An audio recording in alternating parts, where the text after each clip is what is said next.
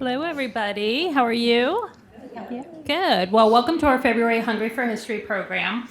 I'm Luciana Spraker. I'm the director of the City of Savannah's Municipal Archives, if you don't know me. This month, I'm really excited to welcome Tania Sammons back with us to present again. This time, she's going to be talking about Mary Haskell Minis, and I'll let her get into that. Before we get to Tania, I want to announce our March program. So on Friday, March 29th at 12 noon, we will welcome the founders of the Willow Hill Heritage and Renaissance Center in Portal, Georgia. They're doing exciting things to help preserve Bullitt County's African American history, including preserving the Willow Hill School, which was established in 1874, and working with Georgia Southern University to create a digital collection of African American funeral programs. So it's a little bit outside of our normal territory because it's outside of Chatham County, but I think it's going to be really interesting to see what our neighbors are doing and maybe things that we can bring back here and do with African American history in Savannah. So again, that's March 29th at 12 noon, and I'll send out more information as that approaches. So getting back to Tania. So Tania June Sammons, she is the Mary Haskell Minis biographer. She writes the newsletter Tania Talks Museums and is curator at the Ships of the Sea Maritime Museum. In her career, she's curated over a dozen exhibitions. She writes on art and architecture, and her published works include The Art of Khalil Gibran and also the Andrew Low-House book, which I'm going to get her to sign because I just got it this past week.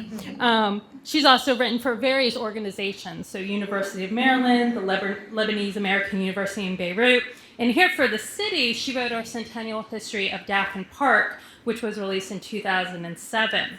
She's taught for us before on the architecture of John Norris, and Tania and I have known each other for many years. I'm not going to say how long, but I consider her both a colleague and friend, and it's always exciting when we get the opportunity to work together and share our passions. So with that, I'm going to turn it over to Tania. Thank you, Luciana. Happy Valentine's Day, everyone. So I'm going to start off reading a passage from Love in the Prophet for the occasion.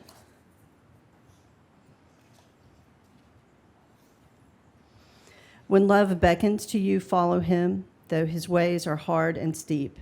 And when his wings enfold you, yield to him, though the sword hidden among his pinions may wound you.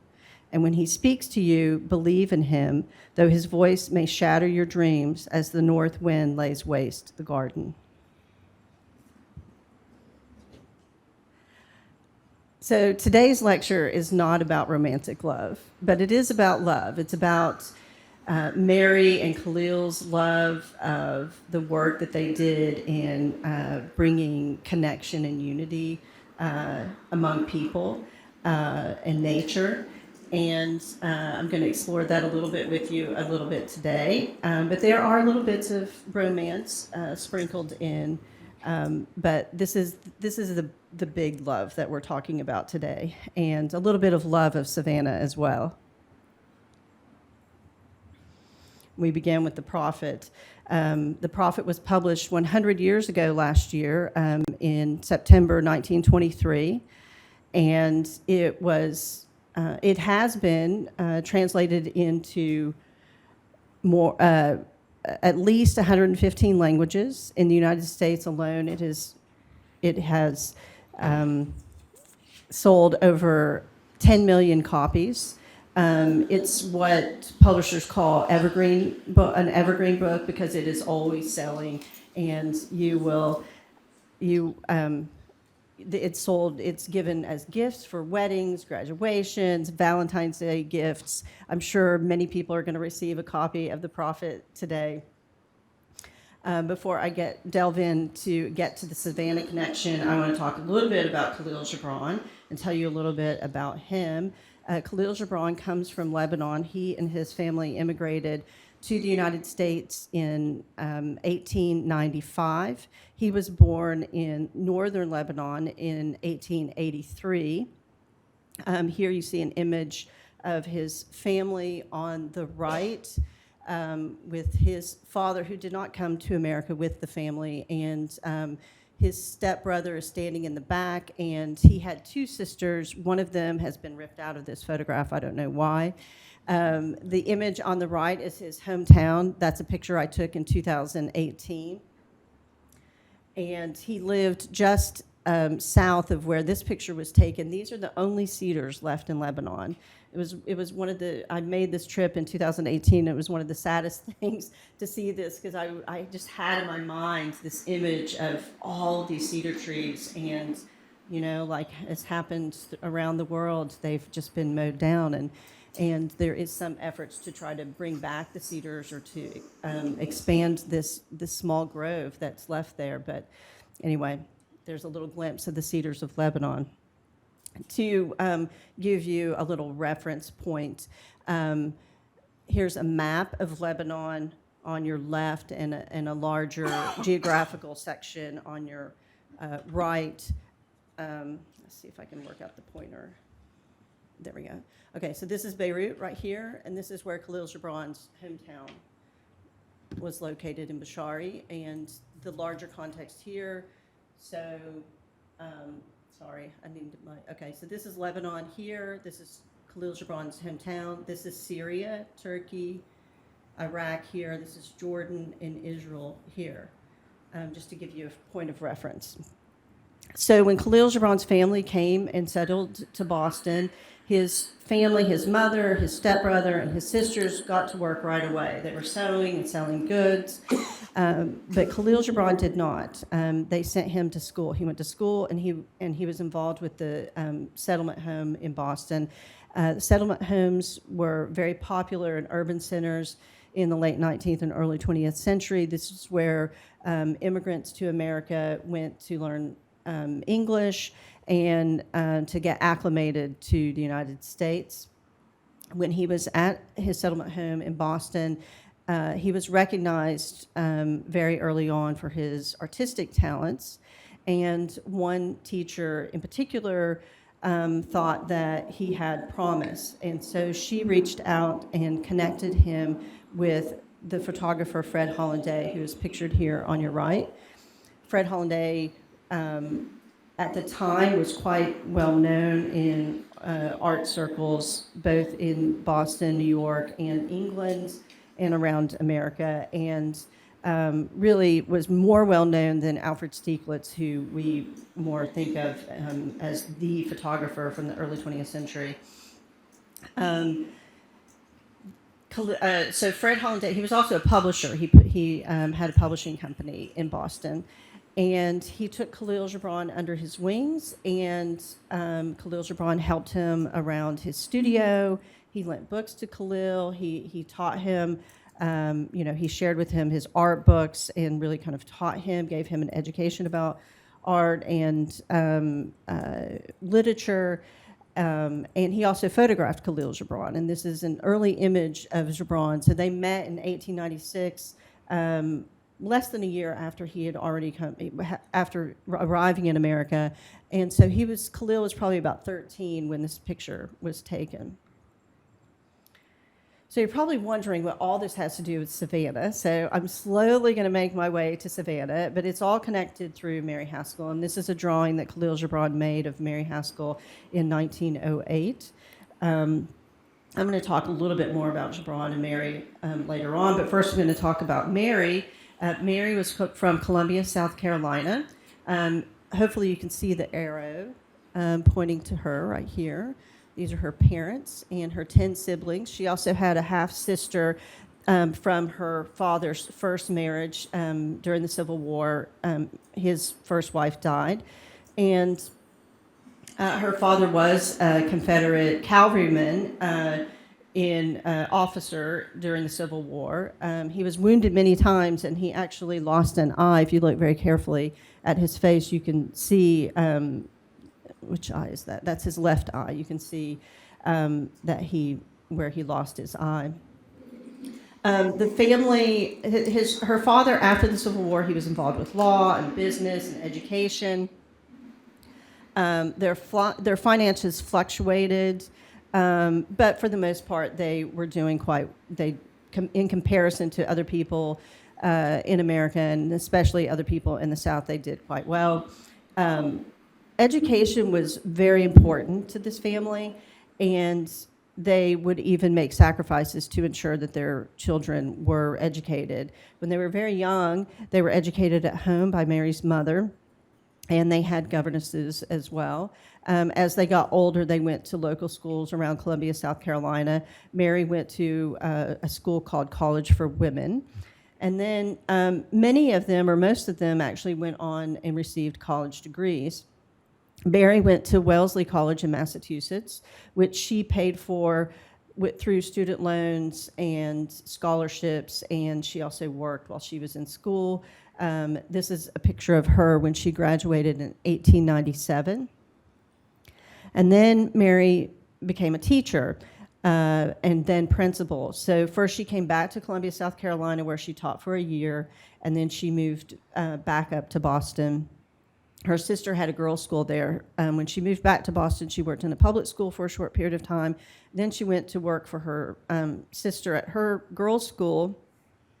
And then when her sister resigned in 1903 to get married, and there were laws at the time where married women could not teach.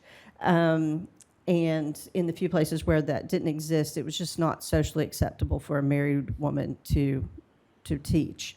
In this picture, this is 1903. This is the end of the school year, just before Mary takes over the school. And there's Mary right here, and this is her sister Louise. I've got them blown up on this side here, so you can see get an idea.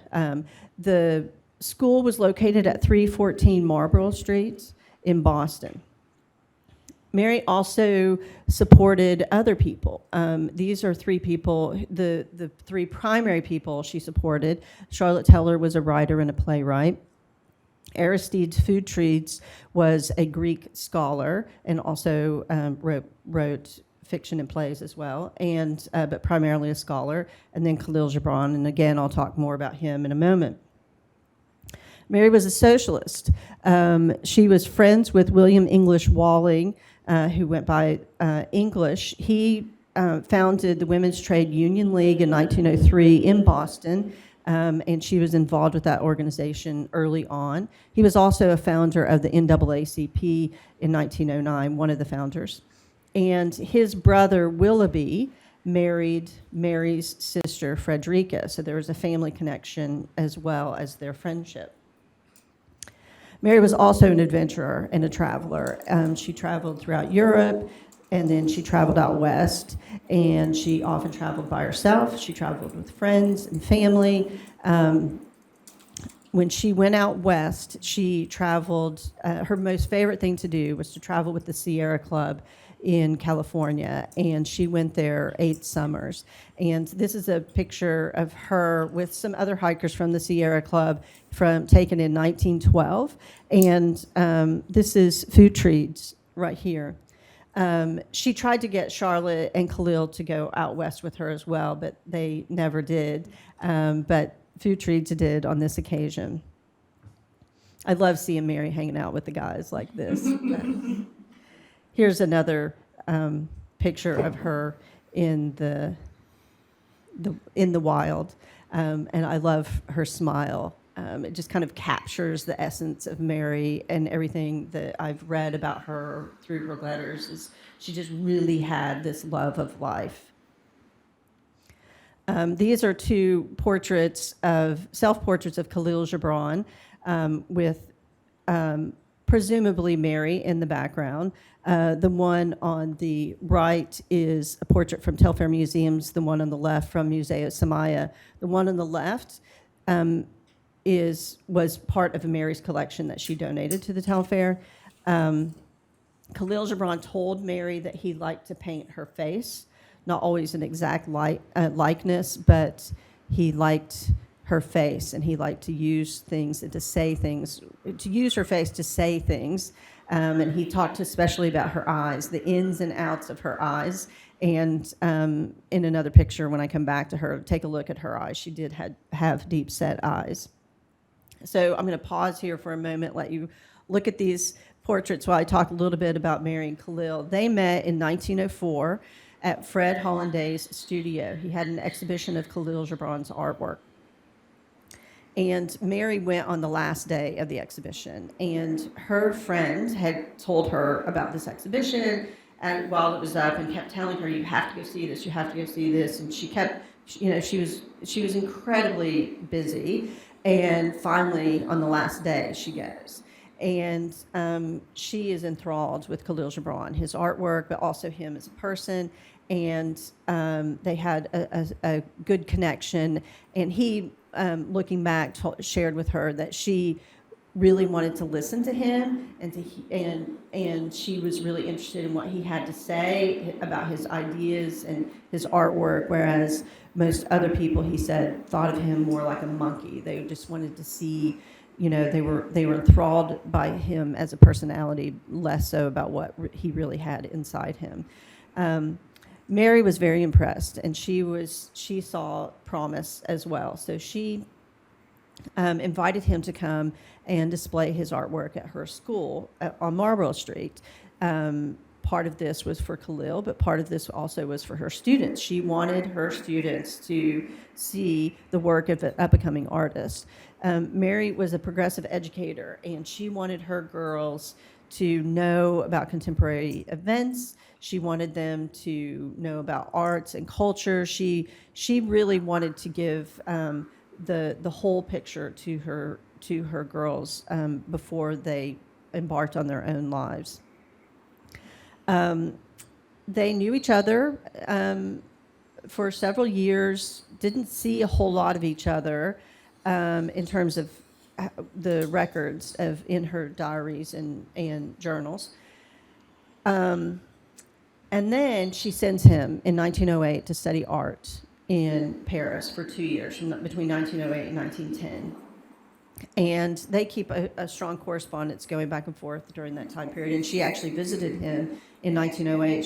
She went to the British Isles with an excursion, a one-week excursion to France with her father.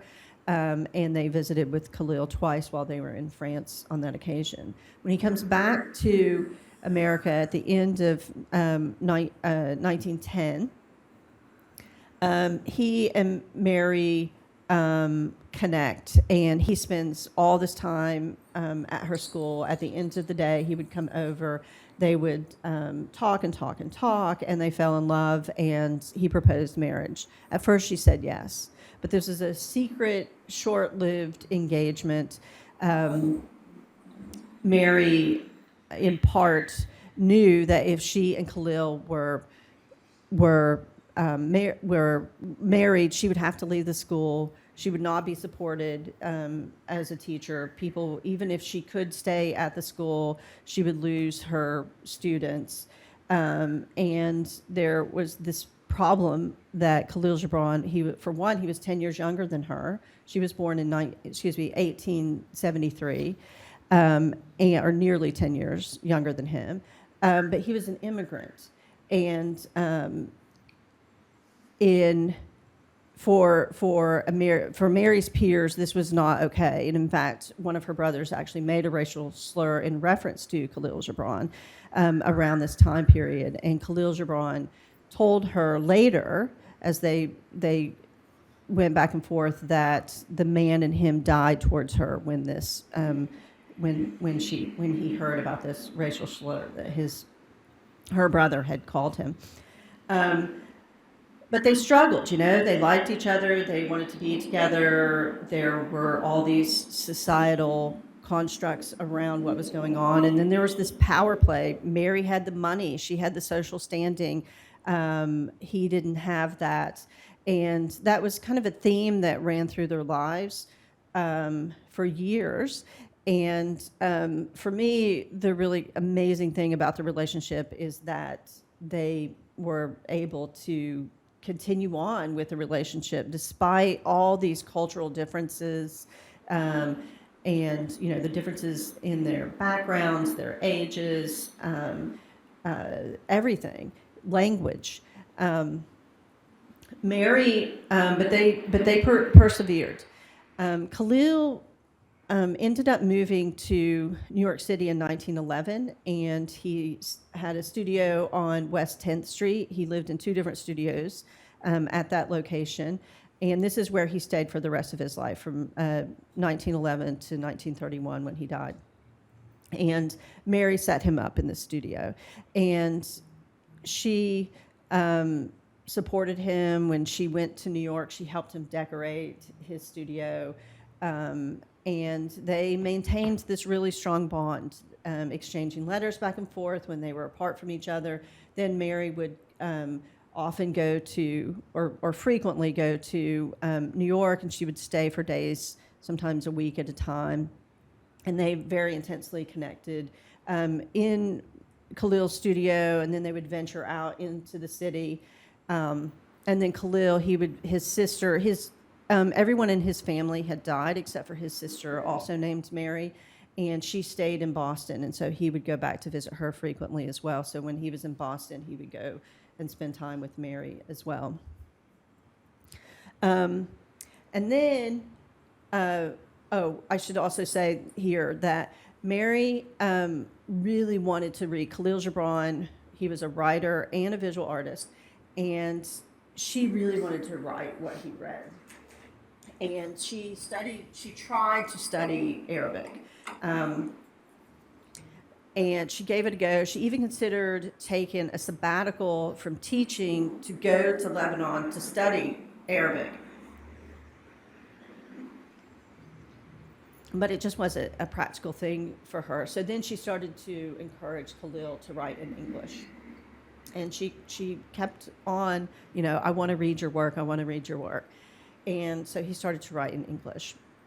He published his first work in English in 1918, a book called The Madman. And it was, and then the next book was The Forerunner, published in 1920, and then The Prophet in 1923. So then everything is kind of going along. Mary is beginning to think about leaving the school. She's not really sure what she might do. Her school has now, it started at Marlborough Street in 1918. She moves to Cambridge to merge her school with another school in Cambridge, Massachusetts. And she's just starting to feel like she wants to do something else. She's been doing this for a long time, but she doesn't know what. And this woman in Savannah, Louisa Porter Minis, Mary's cousin, she dies in Savannah. And even though they were cousins, Louisa Minis was 21 years older than Mary. She was actually more of a peer to Mary's mother, Alice Alexander Haskell. Alice was only 4 years older than Louisa, so they were more like cousins. They were more peer-like. Alice was the youngest of 10 siblings, and Louisa's mother was one of the oldest children in their family. These are portraits of Alice's parents. This would have been Mary and Louisa's grandparents, Sarah and Adam Alexander. And if you want to go down this rabbit hole, which is a really cool rabbit hole, it's an interesting family story, the Alexander story. There's the Alexander letters. This is what the cover of that book looks like. And these are all the siblings there on the cover of these two people. This is Alice, Mary's mother here, and I think this is Louisa's mother, pictured here. They were from Washington, Georgia. They had a plantation there, and many of the siblings ended up in Savannah. So, and many of those descendants are still in Savannah today. You may recognize some names like Cunningham, Hall, Lawton, Baldwin. These are all descendants from the Alexander family. So Louisa dies, and her husband, Florence Minis, almost immediately reaches out to Mary Haskell and asks her to come down to be his companion. He's a busy businessman. He's in the shipping industry. He has a very active social and travel life, and he needs somebody to keep his social life organized. And Mary thinks about this. You know, she's in this moment where she's thinking about her career and what is she going to do. And she decides. She mulls this over with Khalil on her own, and finally decides she'll do it. But she takes a long time in doing it. She wants everything to be in place, and she oversees the woman who eventually will take her position at the school and stays connected with the school. The school actually keeps her name for 10 more years after she leaves. And it's called, at this point, the Cambridge Haskell School. And she finally makes it to Savannah in early 1923. And this is where she ends up, on Gaston Street. This is on the corner, 24 West Gaston, on the corner of Whitaker and Gaston, which is across the street from Forsyth Park and diagonal from the Georgia Historical Society. And Mary likes it. She likes it in Savannah. She knows Savannah. She came here when she was a child growing up because she had all these relatives here. She referred to Louisa and Florence as Aunt Lulie and Uncle Florence. So she knows Savannah. She feels at home here. She knows the Telfair. She remembers, she had written to Kahlil Gibran years earlier about placing his artwork at the Telfair. She remembered visiting the Telfair when she was a teenager, a young teenager, when the Telfair first opened. I'm going to read to you a couple of passages from letters that she sent to Kahlil Gibran about Savannah, just to kind of give you an idea of what she thinks about Savannah, how she feels about Savannah. This is from April 18th, 2004, 1924. But I'm always longing to have you see this world of beauty, Khalil. It grows and grows upon me all the time. It is so strange, so deep, and so carelessly and painfully ravaged, and so pathetically exquisite despite all outrage, which I think is kind of a funny assessment of Savannah. And then this one as well. This one was written on April 14th, 1927. How I wish you could see the spring and could have seen and felt the winter here. The world is like a green sea of a million waves with flowers floating upon it. The sun is so white, the shadows are so black. There has been almost no rain. We have had birds all winter. And then I'm just going to skip ahead a little bit. This soft climate and the moist coastal plains give the azaleas a wild, giant gorgeousness.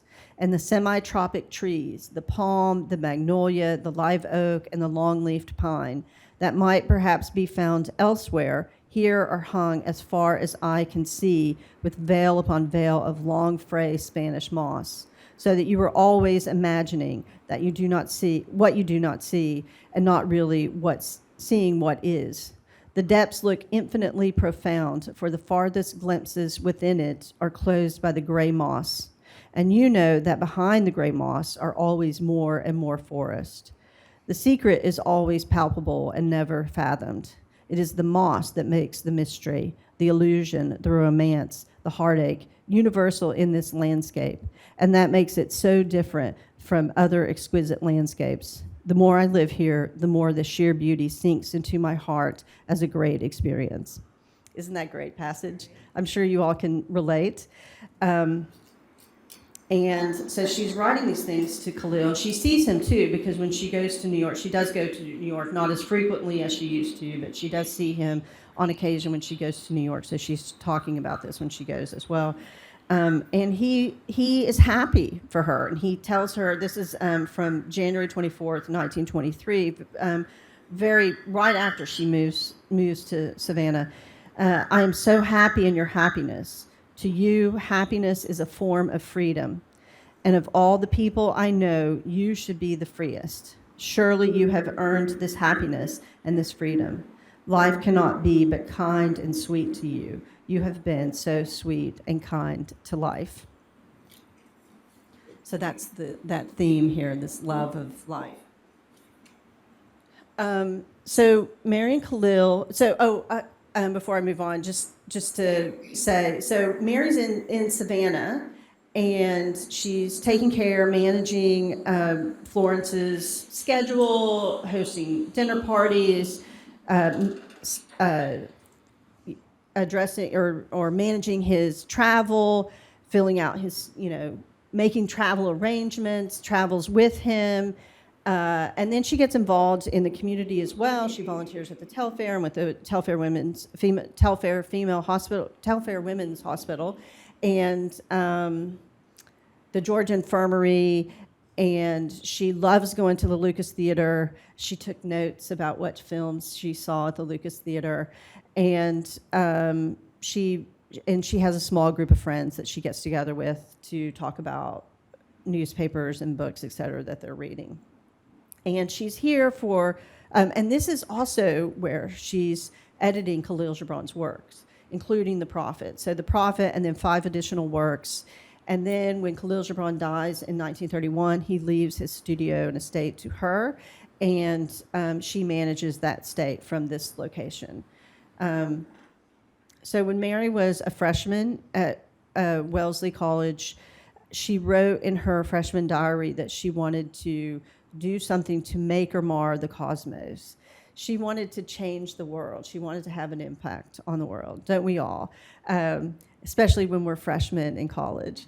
And she did that. And it's kind of amazing. And part of that impact happened here in Savannah at this location. So Mary's here, and she's living with Florence Minis, who she formerly called Uncle Florence. And not everybody is okay about this. And over the years, I've had the opportunity to talk with different family members and different people who knew them. And I'd hear little anecdotes. And one woman told me that her parents were friends with Mary and Florence. And it was frowned upon that they were living together in the same household. And so in 1926, they got married. And I don't know if this was a marriage of convenience. In part, it had to have been a marriage of convenience. Part of it may have been social pressure as well. They did seem to have a clear bond with one another. Mary clearly loved him, and he really loved her. These 2 paintings are portraits that are in the Telfair's collection and were painted on their honeymoon trip to Europe. After Florence died in 1936, Mary moved to Duran Apartments, and for a very brief time, for about a year, she actually lived in one of the apartments upstairs at the Owens-Thomas house while the Drayton Tower was under construction. And this is where she lived in the final years of her life. And then she suffered dementia and severe arthritis, and she actually spent the last couple of years of her life at Telfair Hospital, and this is where she died on October 9th, 1964. So Mary's biggest gift, what she would claim as her gift to the world, is her support of Khalil Gibran, her financial support over the years, her emotional support of Khalil Gibran, her editorial support of Khalil Gibran, and throughout the relationship, they had talked about what would happen when they died, what they would do when they died, and he wanted his collection to stay together, and while he did sell some art during his lifetime, the bulk of his collection remained in his studio when he died, and he had always talked about it going back to his hometown in Lebanon. That's what he really wanted to do, and Mary saw to it that that's what happened, and it is now part of the Gibran Museum in his hometown in Bishari. These are all images from the Gibran Museum. It's a former monastery, and it's quite amazing. It's too bad more people don't get to see it. It was kind of a pilgrimage for me in 2018. But that's not the only legacy She left a legacy to the Telfair, to the community in Savannah. She gave her personal collection of Kahlil Gibran's art to the Telfair, approximately a little over 100 works. To her school continues on as the Cambridge School of Weston. And she left her diaries and journals, letters from Charlotte Teller and Aristide Food Treats, as well as other family papers that span roughly 2 centuries. She left to the University of North Carolina at Chapel Hill. There are a few other museums where she placed Kahlil Gibran's artwork. And then I have this little picture here of her students, because I like to think that I don't have to like to think. I know that Mary impacted the world through these students, and including me. So along this journey, as I've been doing this research over the many, many years that I've been doing this now, eventually that will become a book. I learned that I have a direct connection to Mary.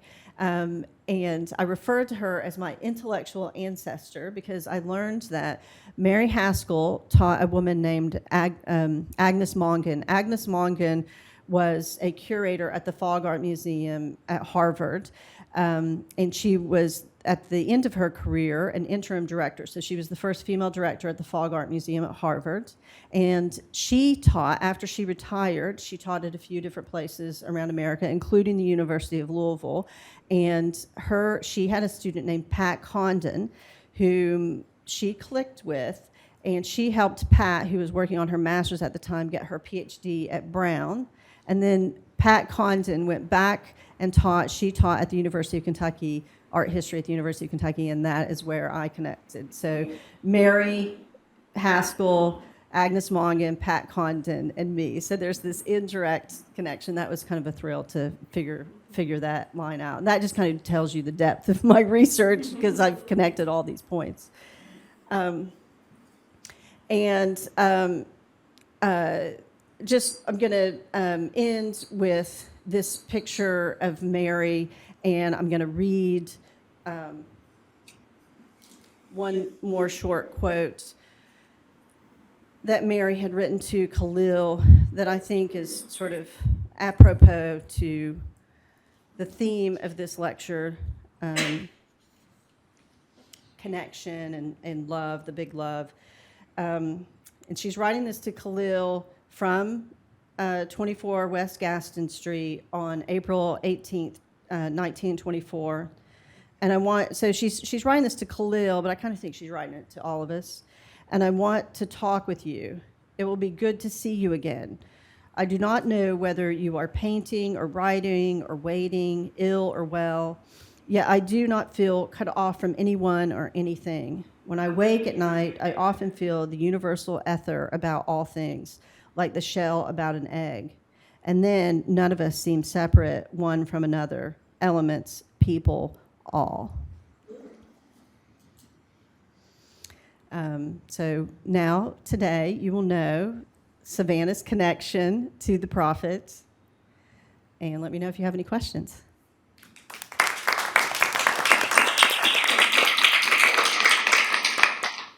Why did the Gibrans leave Lebanon?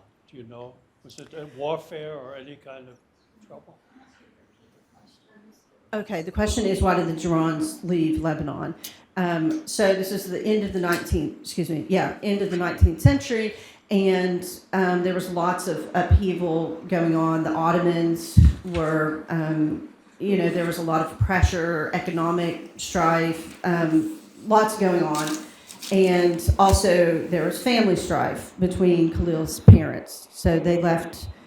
His father had gotten involved with some corruption, and it's kind of murky what was going on. But when they left, his father stayed back in Lebanon. Thank you. Mm-hmm. Anyone else? That Gibran Museum is amazing, and it used to be a monastery. Did Mary Haskell ever go there? And what is that stone? So the question is, first a comment, the Gibran Museum looks amazing. It is amazing. And Mary, the other question was, did Mary ever go? She did not. She did not go. And what is the stone? I don't know. I'm sure it's a local stone, but I can't say for sure. Mhm. Yes? So this is a very local question. Yeah. The house that they lived in at Gaston and Whitaker.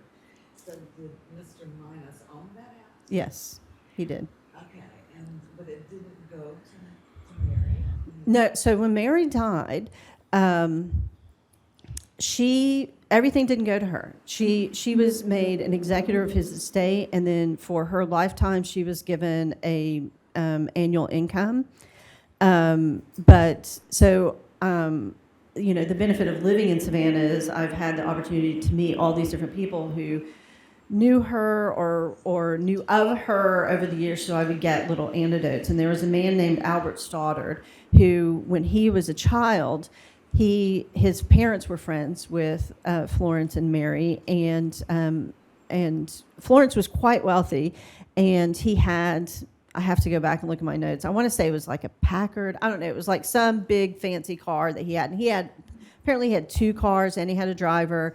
And Albert, when he was a kid, there used to be polo matches in South Side, on South Side. And he would go to the polo matches with them, and he would ride up front with the driver, and that was the biggest thrill ever. And so Albert told me that that Florence said, I'm not giving my money, I'm not leaving my money to Mary, because if I do, she'll give it all away. And she would have. Yeah. Yes. Gibran never came to Savannah. No. And would we assume that was a racial issue? So the question is, did Kahlil Gibran ever come to Savannah, and was that because of was that a racial issue? He didn't come. I don't know if he was ever officially invited to come to Savannah, but Florence was jealous of Kahlil Gibran, and so in fact, Mary at times kept codes in her diary so in case he looked into her diary, so that he wouldn't know that she had seen him or corresponded with him. Eventually came around. I mean, it was something that they kind of, worked around, but there was that connection, and he knew, like when Khalil Gibran died, I mean, at that point he was dead, but I mean, she handled his estate, and she was getting manuscripts from him. So I don't think Khalil would have been welcomed by Florence in Savannah. Yes. Who gets the Gibran estate now? Did she inherit from him at all? She inherited the contents of his studio, which he really wanted his works of art to go to his hometown in Lebanon, but it gets really kind of murky. So she kept some works from the studio. Most of it went to Lebanon.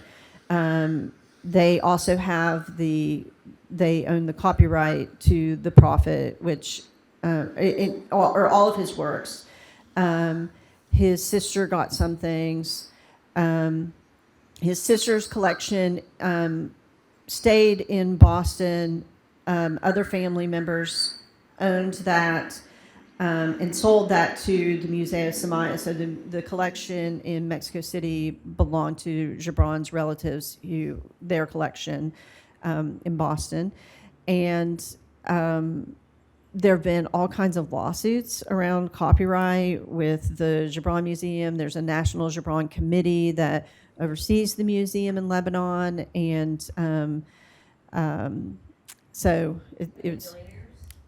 No, there ended up being corruption and yeah. Yes.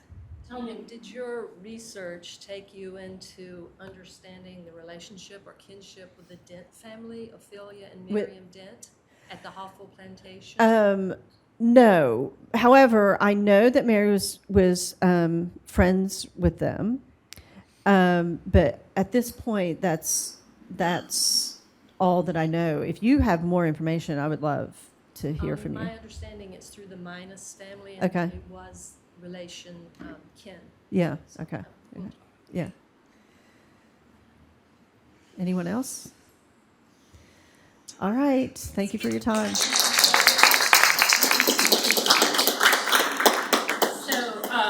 I first was introduced to Mary Haskell Minis through Tania when we were in school together, and I remember one of the most exciting quotes she ever read to me, and we've talked about it many times because it really made an impact on me, was related to Drayton Towers, which at that time was, around 2000, wasn't looking so hot, right? And people were, talking about, like, we just need to tear it down. And she read or told me a quote that was in one of Mary Haskell Minis' letters going back to Massachusetts, describing what it was like to see the sunrise or sunset and the light from her room, and it kind of really, I thought was a great piece to give some appreciation to that sort of underloved building at that time.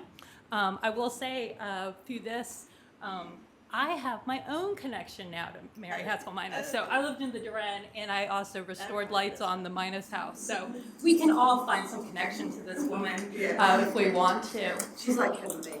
Yeah. But 3 or 4 degrees, so even better. So I want to thank you for coming today. I will mention on that cart by the door are some program surveys. So let us know how we're doing or programs you'd like us to work on getting. And if you want to be on our listserv or not, you can give us your information there. And I've also put out a few of our new collectible cards. The most recent one that came out was for Susie King Taylor, that for our Taylor Square dedication we had. Thank you. Our model is showing them off. So it is Black History Month. We just celebrated Georgia Day and, of course, Valentine's Day. So our Valentine's Day present to you. So thank you, Tania. Thank you.